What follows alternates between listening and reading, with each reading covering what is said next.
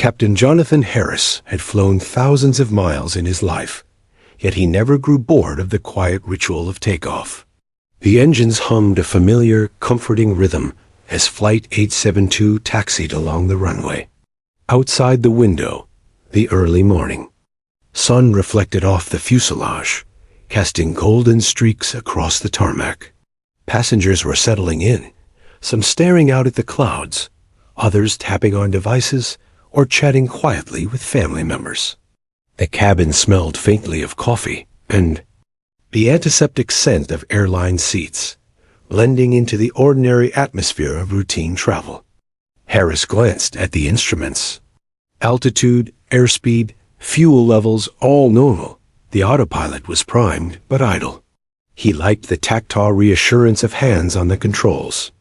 Beside him, First Officer Elaine Park scanned the checklist with practice. Precision. Clear for takeoff, she confirmed, her voice calm but clipped. Harris nodded, eased the throttles forward, and felt the plane surge along the runway. The vibration under his feet was a pulse he had memorized through years of repetition.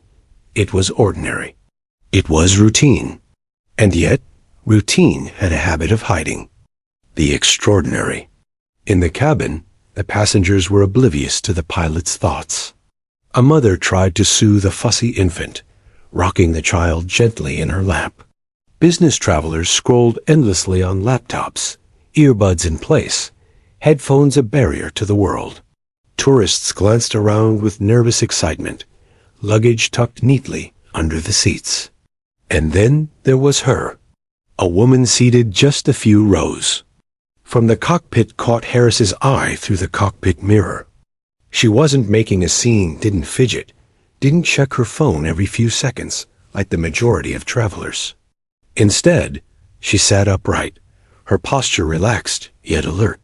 Her eyes scanned the cabin slowly, taking in every detail. The flight attendants moving between rows, the other passengers, the overhead bins, and yet she radiated an almost magnetic serenity. Harris felt an unusual pull of curiosity. He had seen nervous flyers, excited flyers, indifferent flyers, but very few whose calm seemed almost unnatural in its intensity. Harris glanced at the altimeter. 2,000 feet. He reached for the intercom. "Ladies and gentlemen, this is your captain speaking. We've reached cruising altitude. Feel free to relax. Flight attendants will begin service shortly." His words, routine and mundane, barely penetrated the hushed chatter. Yet the woman barely shifted. She closed her eyes for a moment, then opened them, scanning again as if cataloging each passenger and each movement. It was the way she carried herself, poised, deliberate, that made her stand out in the sea of mundane routines. The flight attendants began their rounds. Trolleys clattered as carts were wheeled down the aisles. Drinks were distributed, requests taken, and soft chatter rose in the cabin. Harris watched through the mirror as one attendant passed the woman's row. She smiled politely, accepted a cup of water, and returned her gaze outward. It wasn't a smile of amusement. It was a smile of quiet awareness, the kind that made those around her feel as though they were briefly part of something larger, something almost imperceptibly reassuring. A man seated next to her glanced up, smiled nervously, and returned to his phone, visibly calmed by her presence. Back in the cockpit, Harris felt a subtle unease creeping in. It wasn't the plane. It wasn't the weather. Everything was routine, normal, safe. It was something he couldn't quite put into words. The radio crackled faintly, a transmission from another flight in the vicinity, static-laden and inconsequential, but it set his nerves on edge. He shook it off, telling himself that experienced pilots always imagined anomalies. The flight was ordinary, routine, safe, and yet, as the hum of the engines filled the cockpit, a strange premonition lingered in the back of his mind, subtle but insistent. The woman adjusted slightly in her seat, pulling her jacket over her. lap, smoothing the fabric as if preparing for something she already knew might come. Harris studied her reflection, trying to place why her calm unsettled him rather than reassured him. There was a clarity in her eyes, a sharpness that went beyond mere observation. It was as though she had catalogued every possible scenario that could occur on a flight and had already made a choice about how she would respond. He frowned and shook his head. Perhaps he was overthinking. Perhaps all pilots imagined heroes in the making, even in perfectly ordinary skies. The plane leveled out at 35,000 feet, the sun streaming through the windows and turning the cabin into a golden cocoon of quiet activity. Harris reached for the throttle again, adjusting the power slightly. Elaine glanced at him, raising an eyebrow. "Everything okay?" she asked, voice neutral. He nodded quickly. "Just routine," he replied. But the word felt hollow, even as it left his lips. He couldn't explain why the woman's calm pulled his attention so strongly. Something about her, some subtle aura of readiness, seemed to contrast sharply with the ordinary hum of the airplane cabin. Passengers began to settle in for the long stretch of the flight. A young boy pressed his face to the window, tracing the clouds with his fingers, while a couple whispered plans for their vacation. Luggage clattered overhead as an attendant lifted a bag into the bin, and the smell of coffee and pastries filled the air.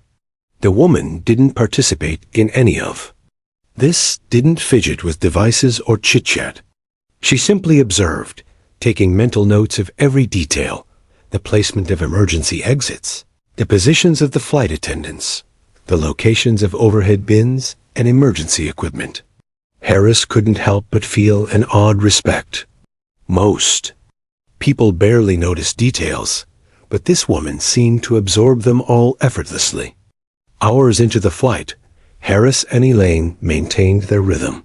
He monitored instruments, checked altitudes, and adjusted speeds with practiced precision.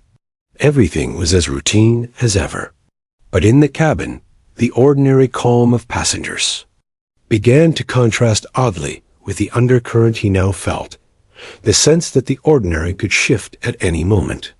And through it all, the woman remained an anchor of composure, a steady presence amidst the small tremors of everyday flight life.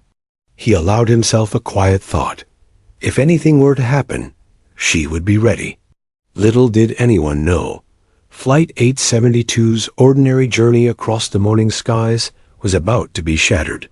And when chaos finally descended, it would be this woman, the one with unnerving calm and calculated awareness, who would redefine courage for everyone aboard. But for now, in the cocoon of altitude, sun, and hum of engines, the flight remained ordinary. Passengers read, whispered, and sipped coffee. Flight attendants smiled and moved efficiently. And the woman sat, poised and serene, unaware that her moment of reckoning was approaching faster than anyone could imagine. The routine hum of Flight 872 was shattered in an instant. A man in a dark jacket rose from his seat near the middle of the cabin, moving with deliberate, almost surgical precision. Harris, still in the cockpit, felt an odd flicker in the periphery of his mind and intuition, sharp and fleeting, like a shadow crossing the sun. He dismissed it at first. Airlines carried thousands of passengers daily, most flights uneventful. But the woman near the front, still poised, still observing, seemed to register something in that flicker, her eyes narrowing ever so slightly. Without warning, the man brandished a pistol. Screams erupted as he barked orders. Another figure emerged from the aisle behind him, weapon in hand. Passengers shrank against their seats, clutching arms, crying, shielding children. The cabin became chaos incarnate, a storm of fear and confusion. A flight attendant tripped over a trolley, scattering coffee cups and napkins across the aisle. Harris's heart raced. The instruments in front of him displayed normal flight patterns, but nothing on the gauges could reflect the terror unfolding just beyond the cockpit door. The woman remained still. She did not scream. She did not flinch. Her gaze moved methodically between the hijackers, cataloging their positions, their weapons, their stances, the way their eyes darted to observe reactions. She whispered quietly to the child next to her, offering a calmness that contrasted sharply with the surrounding pandemonium. The child, still frightened, began to mimic her steady breathing, and the mother beside him allowed a flicker of relief to pass through her own terror. Harris gripped the controls, sweat prickling at the back of his neck. "Elaine, are they—" His voice caught. He couldn't finish. He hadn't expected hijackers, not today. He hadn't expected anything beyond routine turbulence, the occasional fussy passenger, or minor radio miscommunications. But reality had shifted violently, and suddenly he was no longer steering a plane. He was navigating a nightmare. The hijackers forced their way toward the cockpit. The first one kicked the door, shouting, "Open up." Harris's hands trembled slightly as he locked the door, voice cracking over the intercom. "Cabin crew. Calm everyone. Comply. Stay seated." The second hijacker stood midway down the aisle, weapon sweeping, eyes scanning for any defiance. Panic spiked as the plane's usual rhythm dissolved into screams, hurried movements, and prayers whispered. Aloud, the woman leaned forward slightly, eyes sharp. Her movements were deliberate, but almost imperceptible, measured so that no hijacker could notice. She counted them quickly too, maybe 3 armed, 2 more acting as lookouts. Their pattern was predictable. The first one barked orders, while the other scanned for resistance. She noted their attention lapses, the subtle twitch of a trigger finger when startled, the way one looked to his partner before making a move. Every detail mattered. Every detail could save lives. A terrified passenger tried to reach for his bag, perhaps to shield himself, perhaps to grab a phone. The hijacker shouted, waving the gun, and the man froze, trembling. The woman leaned slightly to block the view of a child, gesturing silently for them to stay low. Harris observed through the cockpit mirror, astonished. Her calm, precise movements were almost hypnotic. She wasn't frozen in fear. She was analyzing, planning, waiting for the right moment. She radiated a confidence that was almost impossible in such chaos. The hijackers began shouting demands. Everyone stay seated. No hero moves. We're in charge now. The voice of authority carried, but it lacked conviction. The woman's eyes flicked to a young flight attendant, crouched near the front. She whispered a few words, barely audible, and offered a reassuring nod. The attendant stiffened, then relaxed slightly, taking cues from her calm demeanor. Even amidst raw terror, a fragile thread of control began to form, anchored in one person's steady presence. Harris's mind raced. He tried to assess options, to think beyond the immediate panic. Emergency protocols? Negotiation? Resistance? Each choice carried staggering risk. He glanced again at the woman. Her calm was almost impossible to comprehend in the cockpit mirror. She wasn't frozen, she wasn't naive. She was calculating. Already, he realized, she had considered the variables, the potential outcomes, and her plan was silently forming. The hijackers moved down the aisle with purposeful menace. Their presence radiated authority, but cracks were visible. The first man's hand trembled slightly as he waved the gun, signaling that tension had begun to erode confidence. The woman noticed. She leaned subtly, hands visible, showing compliance, but her eyes continued to map the cabin like a strategist, plotting a chessboard. She had no tools, only her mind, her observation skills, and an unshakable calm. And that, Harris realized with growing awe, might be more powerful than any weapon on board. Passengers huddled in fear, some whispering frantic prayers, others gripping their seats so tightly nails dug into palms. Amid the chaos, a teenage boy clutched his mother's hand, eyes wide, staring at the woman. She glanced at him briefly, gave a gentle nod, and whispered, "Stay calm. Breathe with me." Hesitantly, he mimicked her slow, measured breathing. The mother exhaled audibly, feeling a moment of control she hadn't felt since the hijackers appeared. Harris felt his pulse synchronize oddly with the tension in the cabin. Instruments indicated the plane's systems were normal. The world outside the windows continued to drift past, serene and blue. But the world inside the fuselage, the small cocoon of panic, was fractured, torn between terror and hope.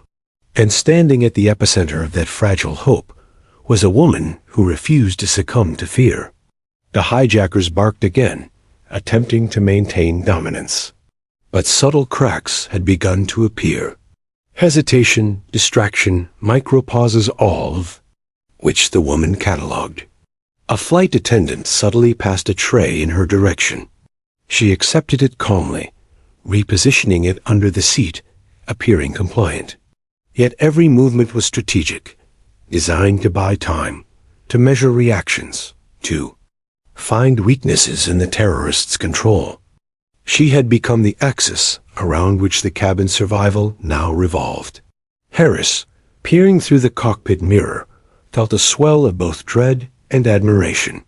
His role as captain was to navigate the plane, to ensure the mechanics of flight remained stable, but he realized that mechanical stability alone could not guarantee survival.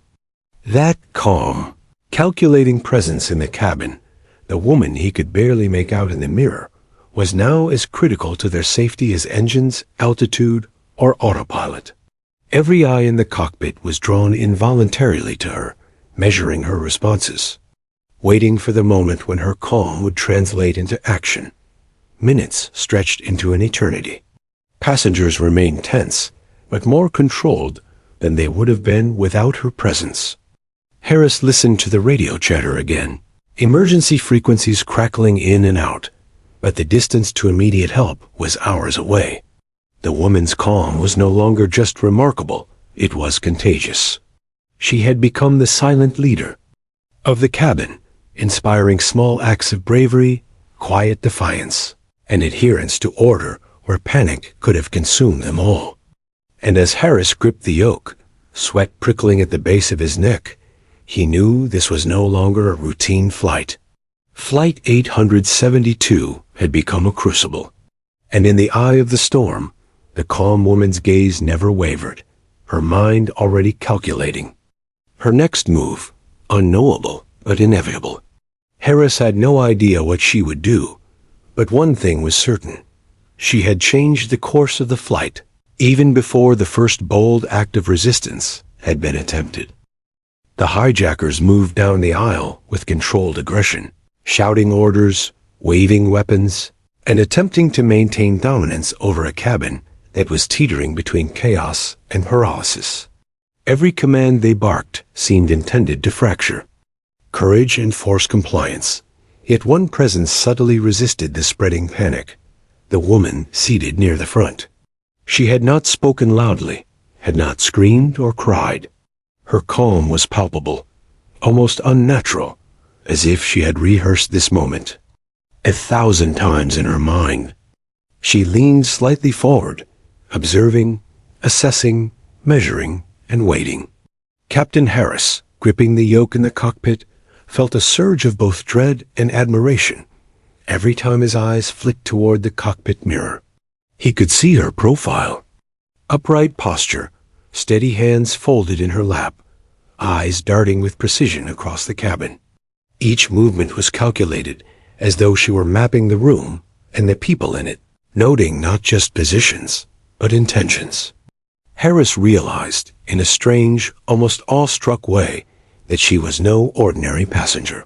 Her calm was purposeful, strategic, and dangerous to the hijackers, not to them, but to their control. A young boy, gripping his mother's arm tightly, watched the woman intently. She noticed him, offered a quiet smile, and whispered a few soft words. "Stay with me. Watch my hands. Breathe slowly." The boy inhaled sharply, attempting to mirror her measured breathing. The mother exhaled a little easier, glancing down at her son and then at the woman again, silently thanking this stranger for the moment of stability she had gifted them. Harris marveled at the scene. In a cabin of terror, one human being's composure had become the thread holding fear in check. The hijackers noticed the small group of passengers beginning to imitate her calm. A woman near the window ceased shaking. A man across the aisle lowered his arms and stopped murmuring frantic prayers. The hijacker's attention wavered for a split second, a micro flicker of hesitation that the calm woman seized mentally. She catalogued every twitch of muscle, every nervous glance, every lapse in concentration. Her mind raced through possibilities, scenarios, escape routes, contingencies, all without ever drawing suspicion. Harris realized she was doing more than surviving. She was preparing. Every second of her composure was buying time, shifting the odds in ways he couldn't yet quantify. The lead hijacker, noticing some of the passengers relaxing too much, barked a fresh series of commands. "Everyone sit down. Do you hear me? Sit. Now." Panic flared again, and a scream erupted from the back of the cabin. The woman did not flinch. She leaned slightly toward a passenger who had tensed, whispered instructions to remain seated, and subtly gestured to cover their head. The passenger obeyed, but with less terror than before. She had become an unspoken shield, a force of psychological stability, and her quiet leadership began to ripple outward. Harris's mind raced. He monitored instruments, altitude, and radio channels, but he could see from the cockpit mirror that maintaining a calm environment inside the cabin could be more critical than any adjustment of speed or heading. He thought of emergency training manuals, protocols, and simulations, yet nothing had prepared him for a cabin that was alive with fear and hope, for a passenger who had already become the heart of resistance.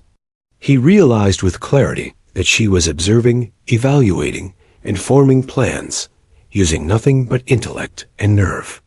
Minutes stretched like hours. The hijackers paced, their control tenuous. The second man, stationed near the rear, waved his weapon, shouting threats to enforce compliance.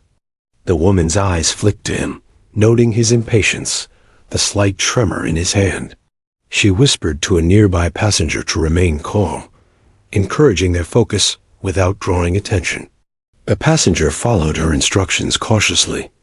Harris recognized the pattern. The hijacker's confidence had been shaken in subtle, almost imperceptible ways. The woman's calm wasn't passive. It was active. It was strategy. One hijacker approached her row, demanding identification and compliance. The woman didn't flinch.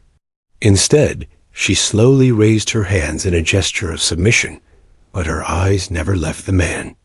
She spoke softly, deliberately, without panic, explaining calmly that she would comply with all instructions. The hijacker's aggression faltered. He hesitated, confused by the absence of fear. Harris, still watching from the cockpit, noted that this micro-gesture had shifted the dynamics. The woman's calm was no longer just stabilizing the passengers. It was unsettling the hijackers themselves. The cabin's atmosphere was charged. Fear still lingered, but tension had transformed into something else, a quiet, brittle hope. The woman's subtle influence was tangible. A mother clutched her child, now whispering instructions to breathe with her, imitating the woman's cadence. Another passenger adjusted their posture, trying to project calm. Harris realized that she had created a network of psychological anchors. Each passenger she touched, each micro-interaction, was a thread reinforcing the fabric of resistance.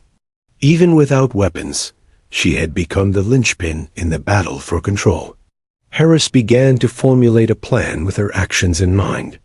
The woman's awareness of every detail of the hijacker's positioning, the timing of their movements, the psychological state of the passengers, provided him with data he could not gather from the cockpit. He began to consider scenarios that included cooperation with her, subtle maneuvers that would exploit her observational advantage. He imagined using the autopilot to stabilize the plane while she coordinated resistance, but he had to wait. He could not act prematurely. Every second mattered. The hijackers, sensing the subtle shift, became increasingly agitated. The first man barked louder, waving the pistol, threatening violence. But he hesitated, scanning the cabin, as if aware subconsciously that the woman near the front was observing, calculating, judging. His authority, once unquestionable, had begun to crack under the weight of her calm determination. The woman, noting the fissure in confidence, remained composed, allowing her presence alone to destabilize their control further. Harris understood. Then that courage was not always about action. It could be an unyielding, calm force that reshaped the battlefield before any confrontation even began. Hours, or what felt like hours, passed in careful observation and subtle influence. The woman shifted slightly in her seat, leaning to whisper to a frightened passenger, keeping her voice soft and measured. She gave instructions with precision, guiding them through the terror with a steady hand. Harris, monitoring from the cockpit, felt a deep, unfamiliar admiration. This passenger, this woman, was orchestrating calm in a war zone of fear, and it was breathtaking to witness. Her composure had transformed the cabin from a place of panic into a fragile arena of potential resistance. And as the hijackers' patience began to wear thin, the woman's mind was already several steps ahead. Every hesitation, every misstep, every subtle crack in their control had been noted and catalogued. She would not act recklessly, yet she was preparing, planning, calculating. Harris felt a shiver run down his spine. He could not see her exact plan, no one could, but the tension in the cabin, coupled with her unwavering calm, suggested that when she finally moved, it would be decisive. The fate of Flight 872, he realized, had quietly shifted in her favor. She was no longer just a passenger. She was a strategist, a quiet commander, a force of calm capable of altering the course of events. Harris gripped the yoke, eyes on the chalk. Instruments, yet his attention kept drifting to the mirror. He had no doubt the woman would act soon. When she did, everything could change. The hijackers were unaware, the passengers were cautiously reassured, and the ordinary flight had transformed into a crucible of courage. And through it all, her calm remained unbroken, the quiet eye of the storm, waiting for the perfect moment to strike. The cabin of Flight 872 remained tense, a pressure cooker of fear, yet the woman's calm persisted. She leaned back slightly, hands folded, eyes sharp. The hijackers patrolled the aisle like predators, confident yet increasingly aware of a subtle resistance forming around them. Every word they barked, every threat, seemed less effective, their authority quietly eroding. The woman's gaze followed them closely, cataloging their positions, movements, and reactions with a meticulousness born of sharp intelligence and instinct. She observed the patterns, the twitches, the micro-pauses, small clues that revealed fear, overconfidence, and openings for intervention.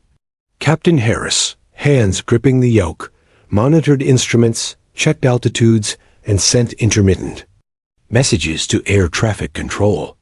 But even he recognized that the mechanical stability of the plane was only half the battle. The other half, the human element, was now entirely dependent on her.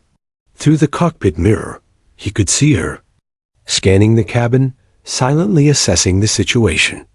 Her presence was magnetic. Passengers followed her cues without realizing it. Each micro-movement she made, each gesture, subtly instructed others on how to survive. Harris understood that she had become the linchpin of resistance and control. The hijackers continued their patrol. One moved down the aisle, watching the passengers with a menacing intensity, gesturing with the barrel of his gun. The other stationed himself near the rear, eyes flicking constantly between the cockpit and cabin. The tension was suffocating. The woman leaned slightly to one side, noting that the man near the rear seemed jittery. His eyes darted nervously, and his grip on the weapon was uneven. She memorized these subtle cues. Every detail mattered. The placement of their feet, the orientation of their bodies, the pauses in their speech. It was all data she would use. Nearby passengers were frozen, some weeping quietly, others whispering prayers. But she whispered instructions too, under her breath, keeping her voice low, calm, and measured. "Keep your hands visible," she murmured to a man clutching the armrest. "Slow breaths. Watch my hands. Nothing sudden." Her calm was infectious. A mother tried to mirror her posture. A teenager imitated her measured breathing. These small victories stabilized the cabin, giving them the mental clarity needed to respond if the situation escalated. The hijackers, meanwhile, remained unaware of the quiet psychological shift that had begun under their noses. Harris watched this interplay in amazement. He had seen heroic passengers in crisis before, but rarely with such clarity and control. She wasn't just surviving.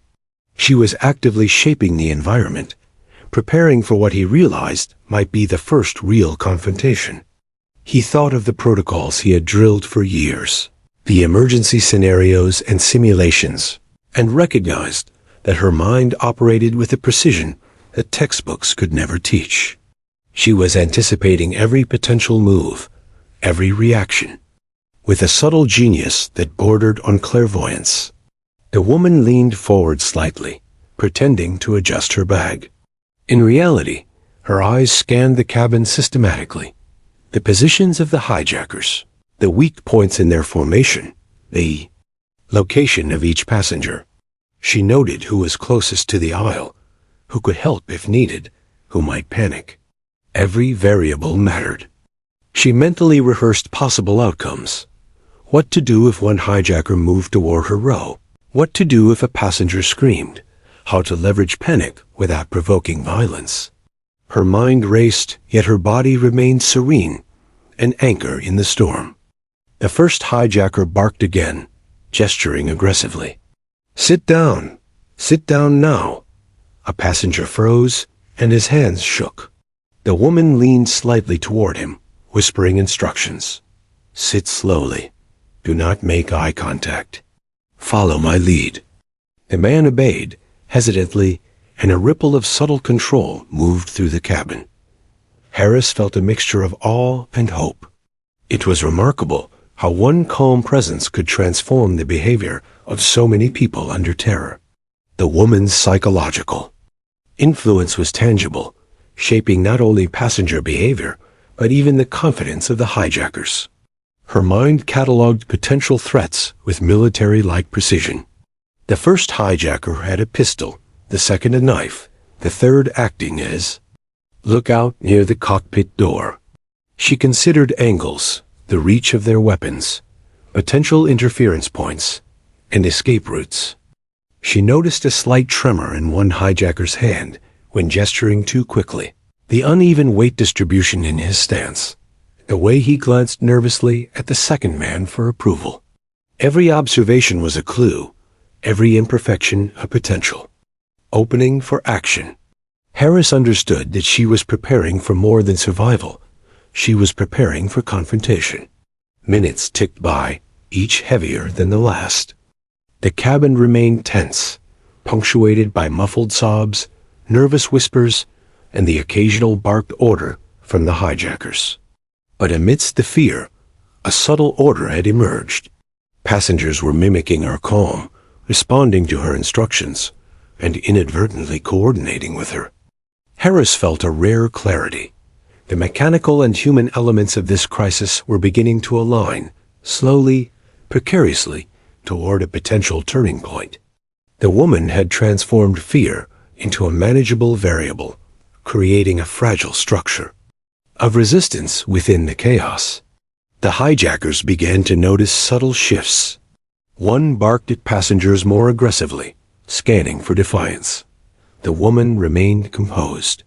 Her gaze locked on his movements as she mentally rehearsed her first subtle action. Nothing reckless, every move calculated, every response designed to exploit hesitation, every micro-step intended to destabilize without triggering immediate violence. Harris, gripping the yoke, could sense the tension tightening. Something significant was about to happen, and he had no idea what. Yet he trusted her instinct, understanding that her calm was preparation for a critical moment. She leaned slightly forward again, glancing toward a tray cart abandoned near the aisle. She noticed a loose strap dangling from a passenger's carry-on. Bag a potential tool, a distraction, or leverage. Her mind calculated angles. If she shifted it just so, it could cause a minor stumble, draw attention, or create an opening for action. Every observation had purpose. Every detail mattered. Harris realized that the unfolding scenario was no longer a routine flight crisis. It had become a battlefield of intellect, nerves, and subtle maneuvering. Time seemed to dilate in the cabin. Every breath, every glance, every whisper carried significance. The hijackers paced, unaware of the meticulous observations surrounding them. The woman remained seated, poised, serene, a stark contrast to the trembling passengers and anxious crew. Her calm was a force, an active instrument, in the war of wills between captors and captives. Harris felt a rare exhilaration mixed with fear. He was witnessing a masterclass in human resilience and strategy, and he knew, with certainty, that her first deliberate action was imminent. Finally, her mind aligned all variables, the positions of the hijackers, the psychological state of the passengers, the subtle weaknesses she had catalogued.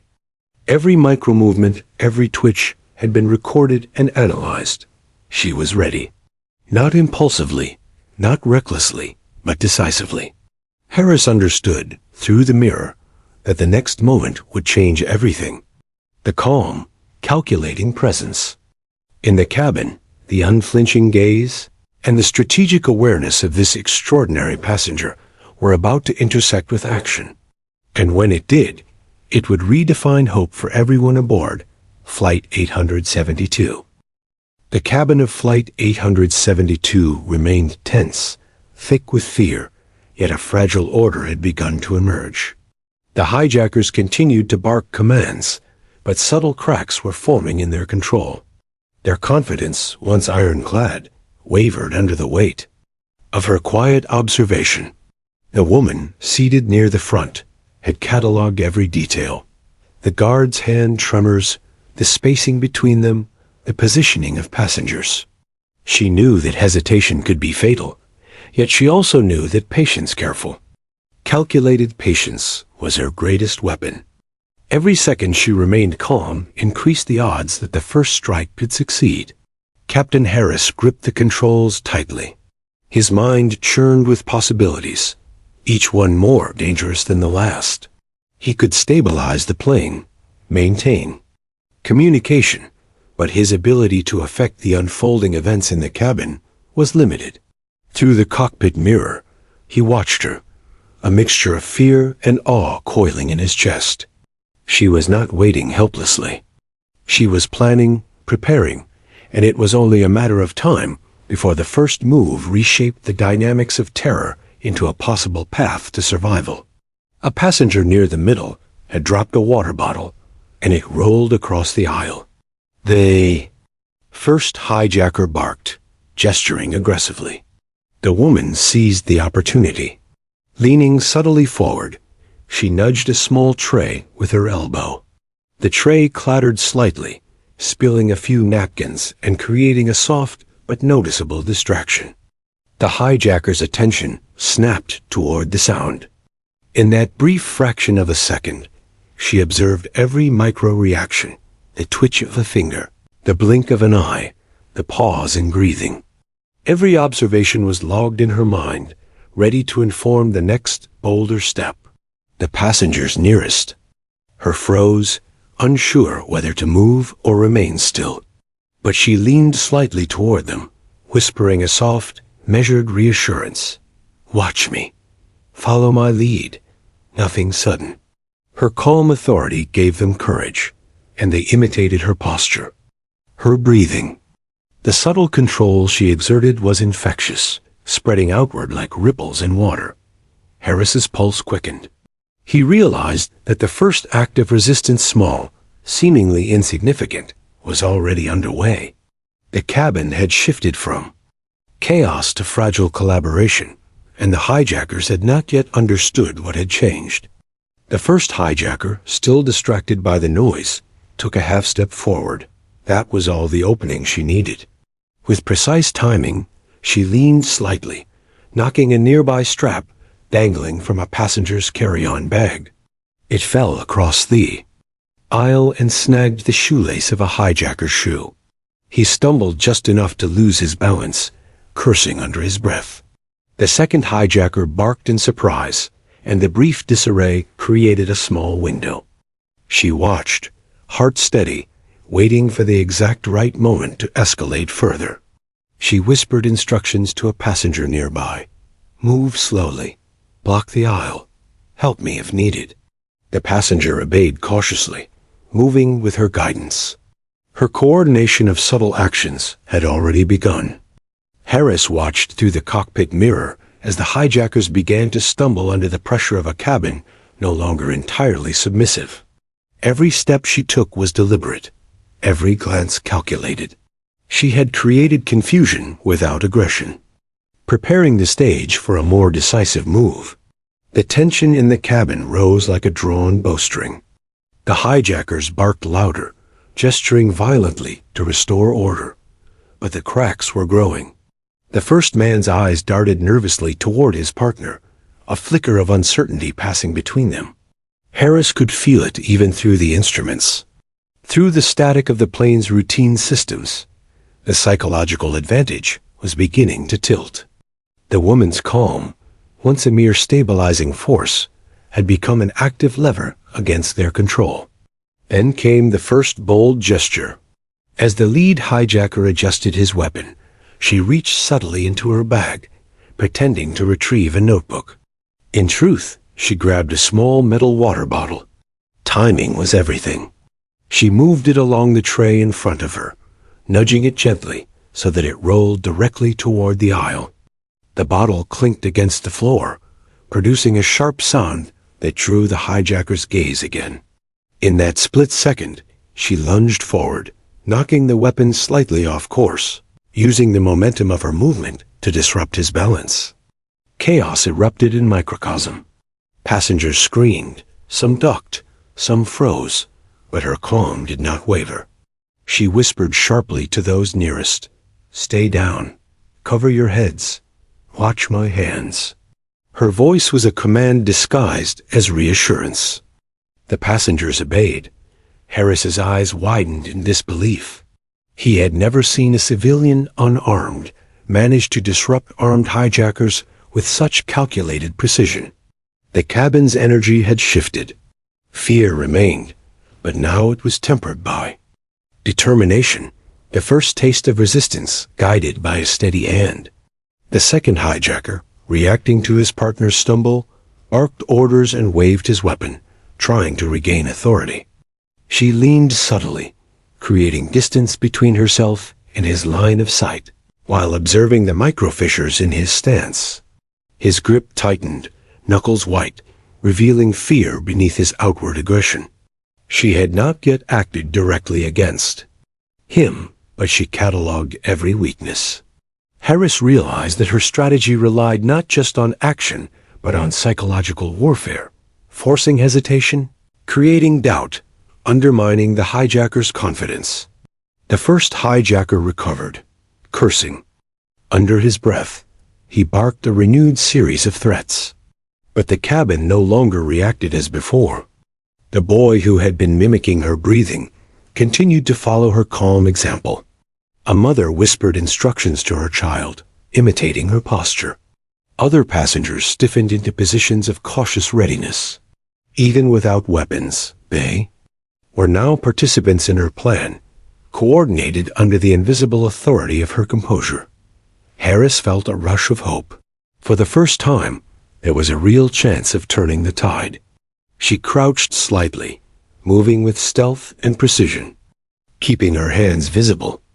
Another passenger quietly followed her instructions, nudging a small object to create a second distraction.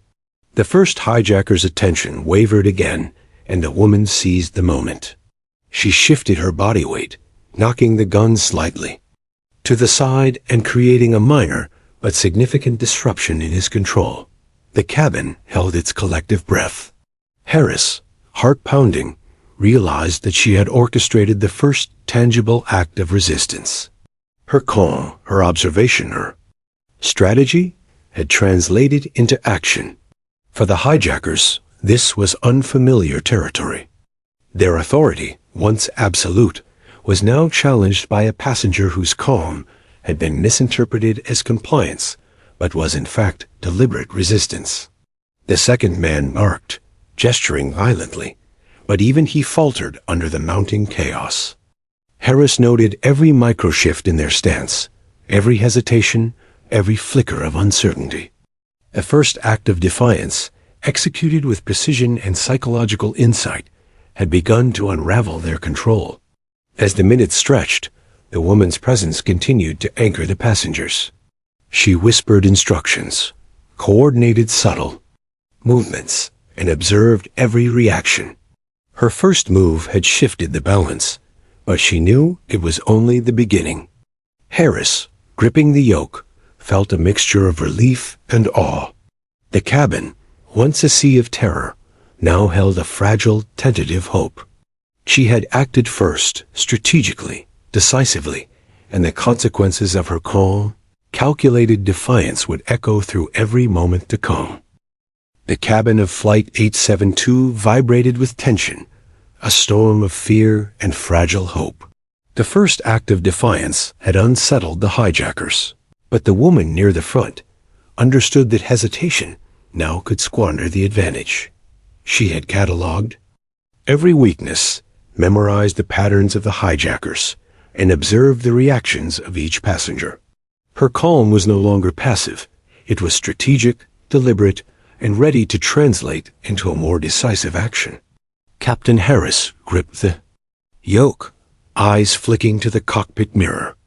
Through it, he saw her poised like a predator in perfect stillness, every micro-movement calculated, every glance purposeful. Her first attempt had created disruption. The next needed to escalate the imbalance in the hijacker's control. The woman's mind raced through contingencies. Every second of delay could allow the hijackers to recover. She needed precision, timing, and subtle coordination with the passengers who had begun following her lead. The first hijacker, still recovering from the earlier stumble, barked orders and waved his gun more aggressively, trying to reassert dominance. The second man near the rear barked as well, his voice strained, revealing the anxiety slowly creeping into their composure. The woman's eyes flicked to the gaps in their formation. The first man slightly forward, his attention divided, the second distracted by the movement of passengers attempting to remain calm. She noted the alignment of their bodies, the reach of their weapons, and the limited space they occupied. She shifted her posture subtly, leaning to retrieve a small water bottle from under her seat. The movement appeared innocuous, a passenger reaching for a drink, but it had a purpose. She nudged the bottle toward the aisle, just as the first hijacker gestured to enforce compliance. The bottle rolled under his shoe, a minor distraction that forced him to adjust his stance. He cursed softly under his breath, and the second hijacker's attention wavered for the first time. She had engineered the opening with precision. A young man seated near the middle aisle, whom she had been guiding quietly, followed her instructions to create a secondary diversion. He shifted a tray slightly, causing a mild clatter that drew attention toward the rear. The hijacker's split focus created a micro-moment, a perfect window for escalation. She leaned forward, coordinating her breathing and movements to maximize impact while minimizing risk.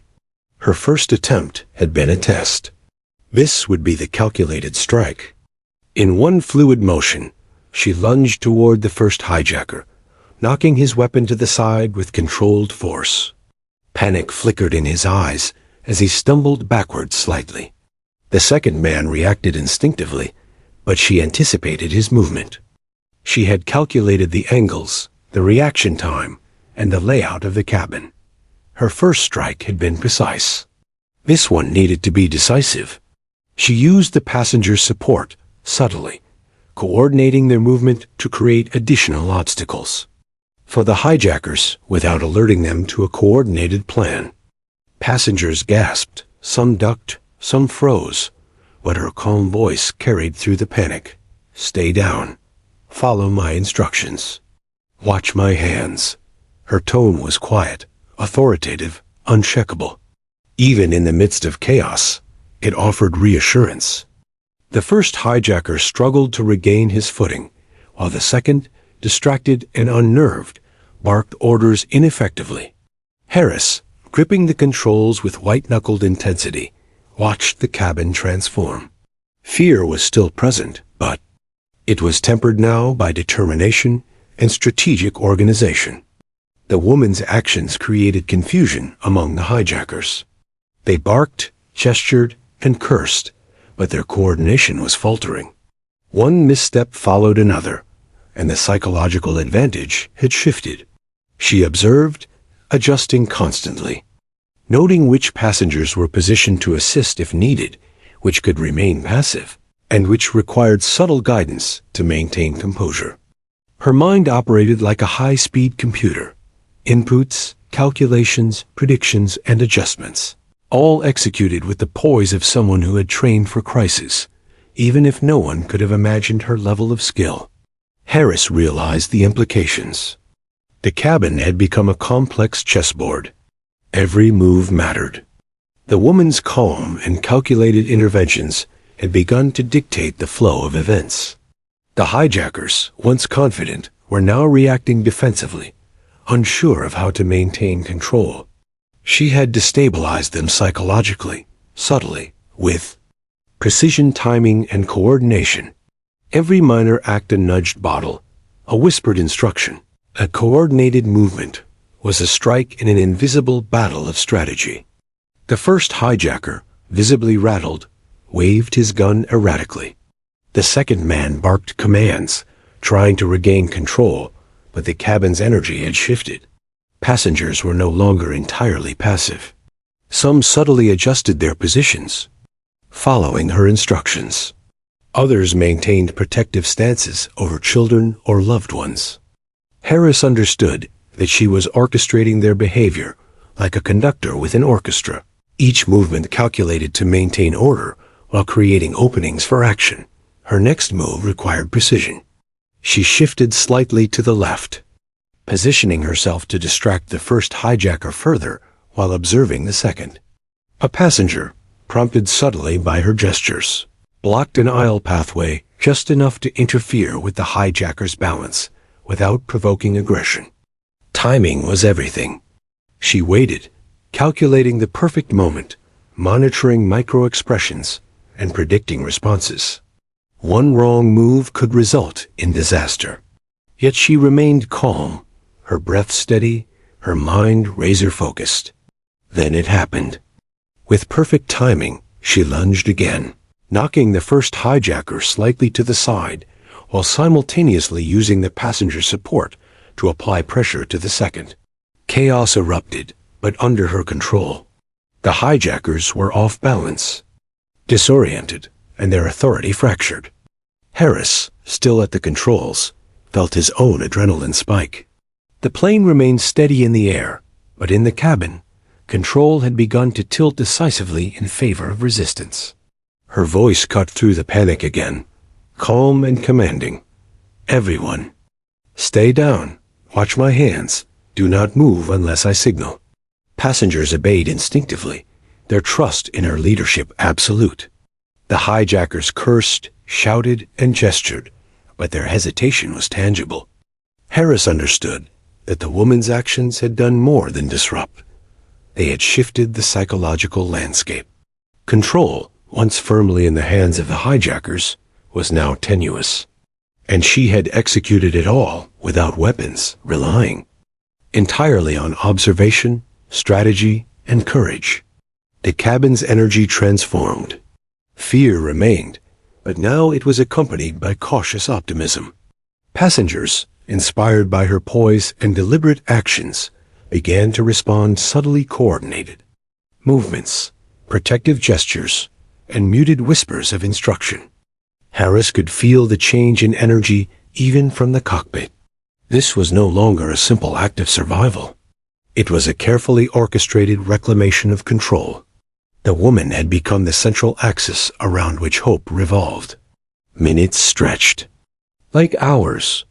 The hijackers attempted to regain dominance, but their every action was anticipated, countered, or destabilized. The woman's calculated moves had created confusion, exploited weaknesses, and rallied the passengers in quiet coordination. Harris realized the cabin had become a stage for a battle of intellect and nerve. She had not yet fully subdued the hijackers, but she had begun to turn the tide decisively. When her next actions came, the balance of power would tilt further, and potentially endanger or save lives in equal measure. Her eyes flicked over the cabin once more, scanning, calculating, anticipating. Every second of calm, every whispered instruction, every minor disruption was a building block for the next phase of resistance. She was ready. The passengers were ready. Even the hijackers, unaware of the extent of the calculated coordination surrounding them, were beginning to fracture under pressure. Harris understood that Flight 872 was no longer a flight controlled by fear. It was a battleground, and she was orchestrating its course. The cabin of Flight 872 had transformed. What began as panic, fear, and chaos had become a tense but organized theater of resistance. The hijackers' authority, once absolute, had fractured under the calculated influence of one extraordinary passenger. The woman near the front had evolved from observer to strategist, from calm presence to orchestrator. Every subtle move, every whispered instruction, every carefully timed distraction had shifted the balance. Captain Harris, gripping the yoke, could sense it even from the cockpit. The psychological advantage now belonged to the passengers. A first hijacker, still reeling from her calculated disruptions, waved his gun more erratically. His gestures were less precise, his commands less convincing. The second man, near the rear, barked orders, but the firmness had vanished, replaced by tension and hesitation. Harris noted the subtle changes in body language. A narrowed gaze, a twitching hand, a slight pause before issuing commands. The woman had destabilized them without striking a blow. Without weapons, her presence alone had begun dismantling their control. She leaned forward slightly, coordinating her next move with precision.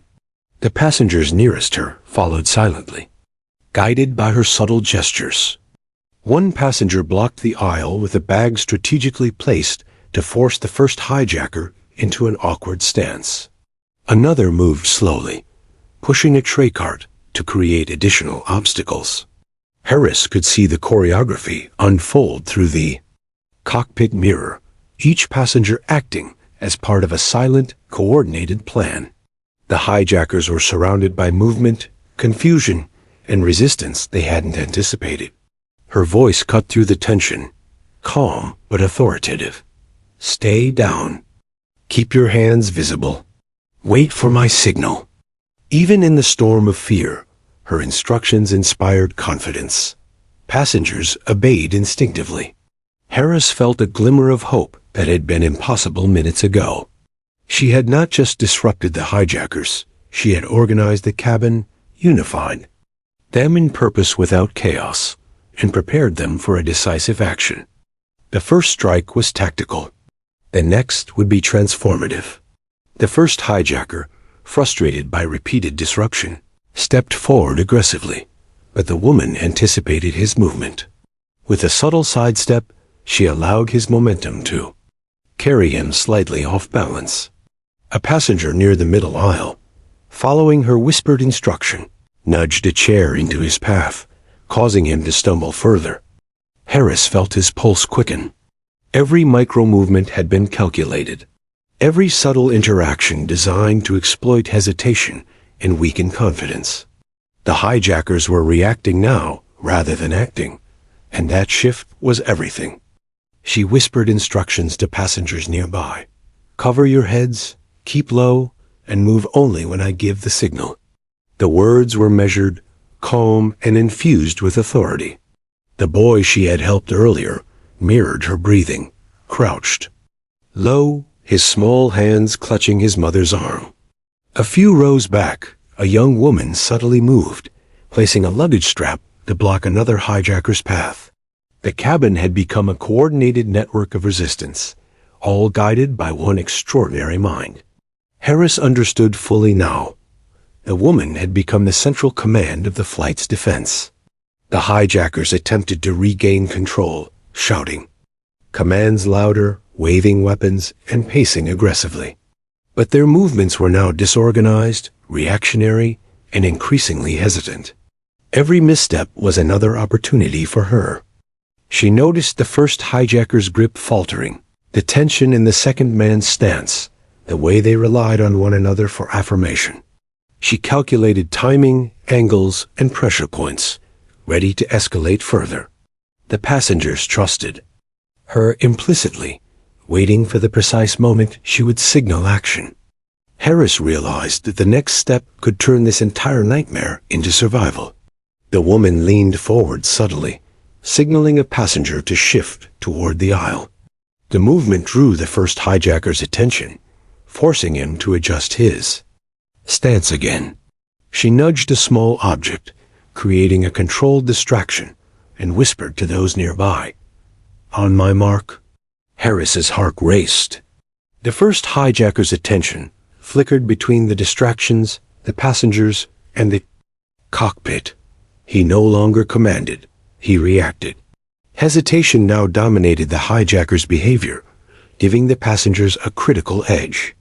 With the precise coordination of breath, movement, and timing, she gave the first signal. Passengers acted simultaneously, guided by her cues. One blocked the first hijacker's path fully, while another grabbed his arm, disrupting his balance. The second man, distracted and off guard, stumbled as a strategically placed luggage strap obstructed his movement.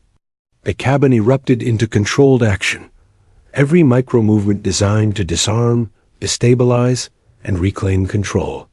Harris, gripping the yoke, could feel the shift in the energy of the flight. Hope had become action. The hijackers, overwhelmed by coordinated defiance and precise disruption, attempted to resist, but their efforts were fractured and ineffective. The first man lost control of his weapon, his balance thrown off by simultaneous pressure from multiple directions. The second man faltered, disoriented, as passengers moved subtly but decisively to block and interfere with his actions. Harris realized that the cabin, once filled with fear, had become a collective force, unified under her leadership, and poised to reclaim control entirely. The woman directed each micro-action with calculated authority. "Keep them moving, stay calm, and watch my hands," she instructed. Passengers responded immediately, moving to block, disarm, and distract, while she remained the central coordinator, calmly observing, adjusting, and executing strategy. Harris watched through the cockpit mirror, awestruck. She had transformed fear into an organized response, terror into tactical advantage, and uncertainty into decisive action. The hijacker's confidence continued to erode. The first hijacker tried to regain authority, raising his weapon to shout threats, but a coordinated push from passengers, guided by her cues, knocked him off balance again. The second man, flustered and disoriented, struggled to maintain composure. Harris realized fully the passengers, once helpless, were now actively reclaiming control. And the woman, with nothing but calm, intelligence, and leadership, had orchestrated this transformation. Finally, with the hijackers distracted and off balance, she signaled the flight attendants and passengers nearest the cockpit.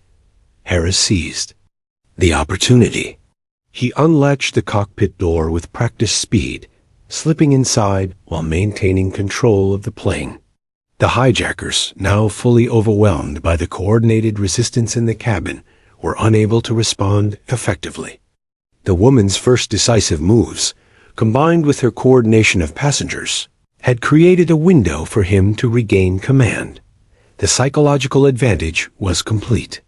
The hijackers were isolated, disoriented, and reacting rather than acting.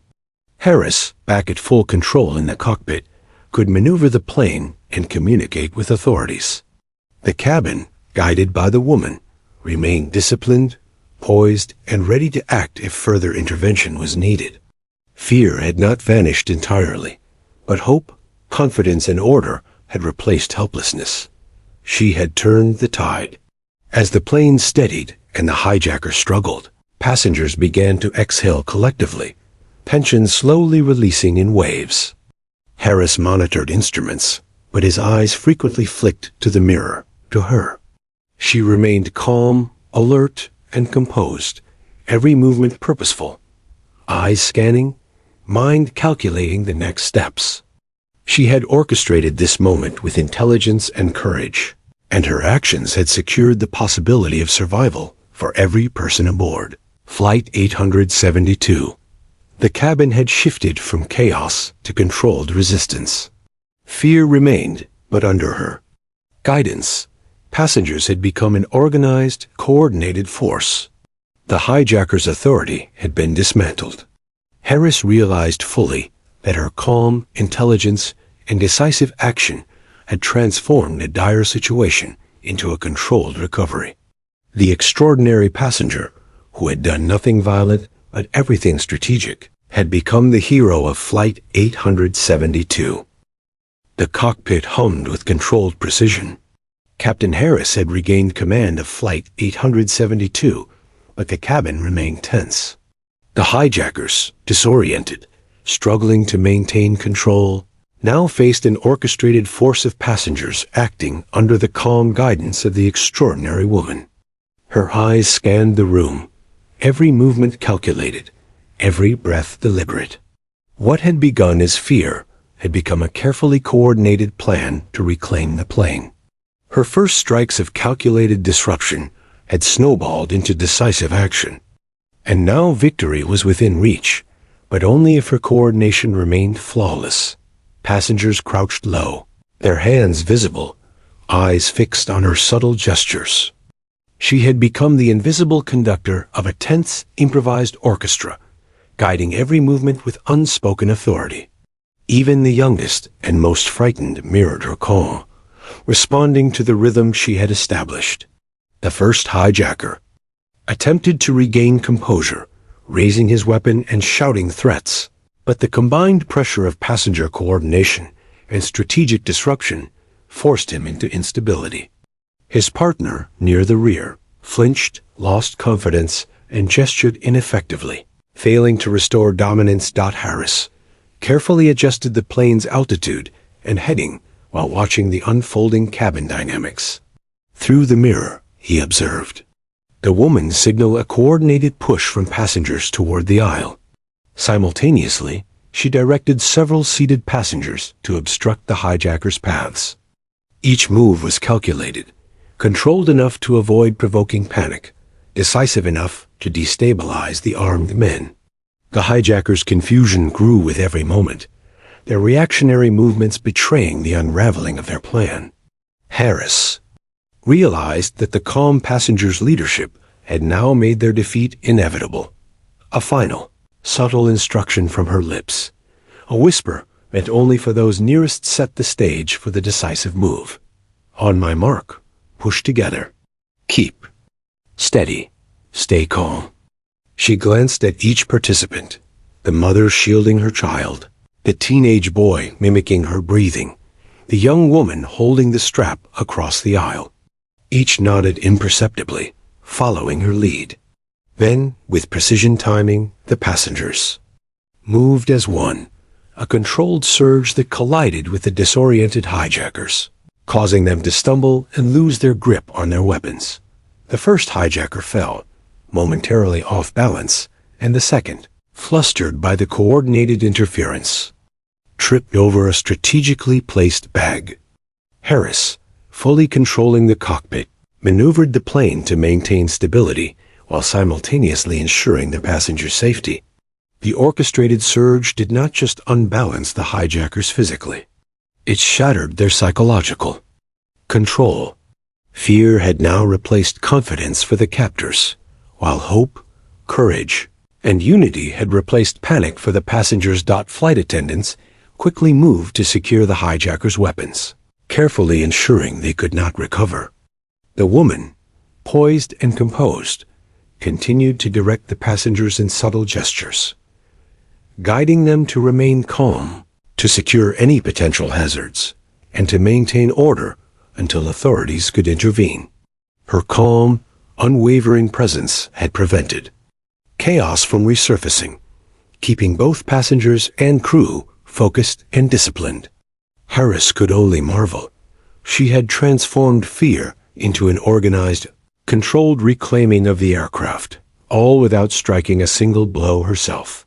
The hijackers were restrained, their authority obliterated, their plan entirely dismantled. By one extraordinary passenger and a cabin acting in concert under her leadership. The passengers, though still trembling, began to breathe more freely, their movements less hesitant, their panic subdued. The air that had been thick with terror now carried a sense of cautious relief. Harris glanced through the cockpit mirror, locking eyes with her for a brief moment. He could see the unwavering focus, the quiet satisfaction of a mission executed flawlessly. Outside the plane, air traffic controllers received word of the incident, coordinating with authorities for an immediate escort and intervention upon landing. The passenger's courage, guided by her intelligence and leadership, had prevented what could have been a catastrophe. Harris adjusted the plane's trajectory, now fully aware of the gravity of what had occurred. Flight 872 had been hijacked, threatened, and yet, through human courage, calm, and strategy, had survived without loss of life. As the plane approached a safe landing zone, emergency crews readied themselves on the tarmac. Police, negotiators, and tactical teams prepared to disembark the hijackers and secure the aircraft. Inside, the cabin exhaled collectively, a mixture of relief and astonishment. Passengers began whispering among themselves, sharing incredulous glances, slowly realizing the magnitude of what had occurred. The woman's calm, intelligence, and courage had saved them all. Her actions, subtle yet decisive, had turned terror into survival. The first responders boarded the plane. The hijackers were apprehended without incident, their weapons secured.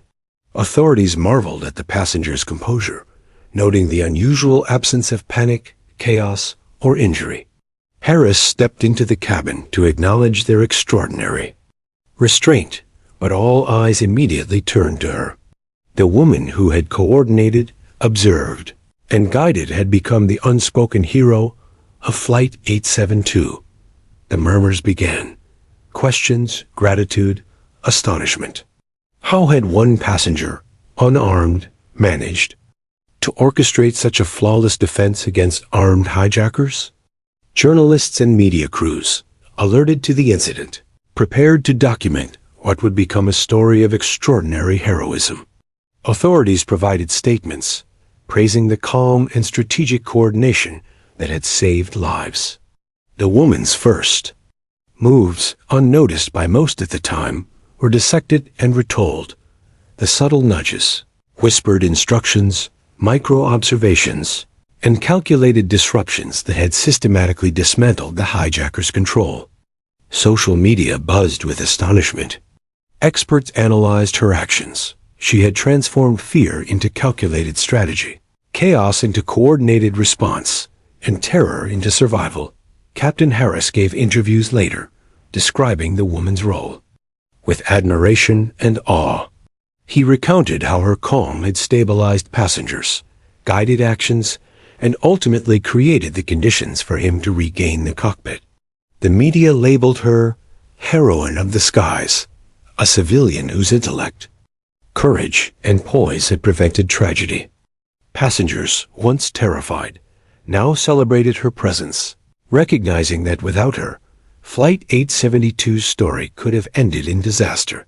The woman, quiet and composed, refused attention initially, insisting that the passengers' collective courage had been just as important. Yet the world could not ignore her. Her calm under pressure, her strategic mind, and her ability to inspire coordinated action had captured the imagination of millions. Analysts, psychologists, and aviation experts studied the incident, describing it as a textbook example of leadership, observation, and crisis management under extreme stress. The ordinary passenger had become an extraordinary symbol of courage out in the days following the landing. Her story spread globally. News outlets covered the details,